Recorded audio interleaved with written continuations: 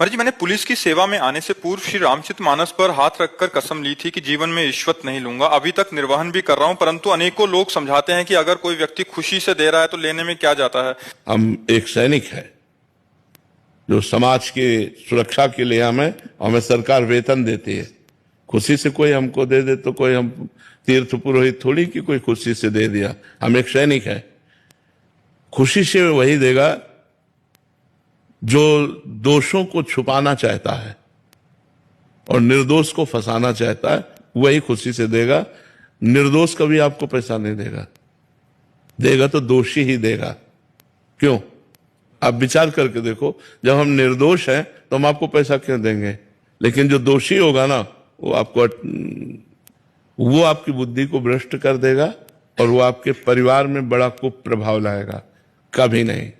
जैसे आप बोले ना, ऐसे एक ऑफिसर थे, पुलिस ऑफिसर, तो उन्होंने कहा मैंने जब से आपका सत्संग सुना तब से मैं कसम ले लिया हूं कि कभी घूस नहीं लूंगा।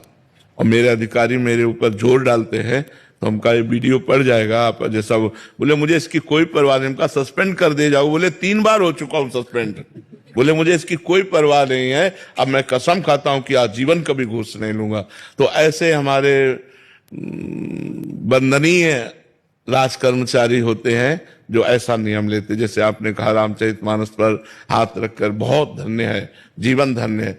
एक नहीं ले रहा, खुशी से दे रहा है, और एक ले रहा है, इसका और इसका क्या होगा? हाँ, जो ले रहा है, अब हम कैसे तुम्हें बताएं? चलो के परिवार के पूरे सदस्यों की फोटो लीजिए और उनके परिवार की जानकारी कीजिए कैसे चल रहे हैं। और जो नहीं ले रहे हैं, आप उनके परिवार की जानकारी कीजिए। परिवार के लिए तो अर्थ लिया जाता है। हम प्रायः देखा है, बड़े बड़े अधिकार के पदों में अगर आपने घूस अधिक ली है तो आपको अंत में रोना पड़ेगा और अंत में आपको विनाश अपनी आंखों से देखना पड़ेगा। अपनी आंखों से सब कुछ नष्ट होते हुए आपको दिखाई देगा। इसलिए बहुत होश में रहना चाहिए।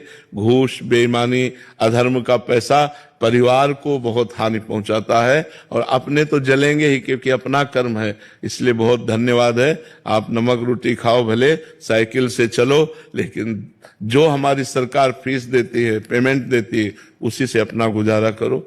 अन्य पैसे लेने की कोशिश मत करो, तो आजीवन तुम बादशाह रहोगे, अपने मन के बादशाह रहोगे। तुम्हें कभी अपना मन तुम्हें गिलानी में नहीं लाएगा। तुम्हें रहेगा ठीक है, हम अपने बच्चों की कामनाएं पूर्ण नहीं कर सकते, अपने परिवार को वीआईपी नहीं दे सकते भोग सामग्री, लेकिन मैं धर्म से चला हूं। तो ये आपको एक अंदर पुष्टता प्रदान करे।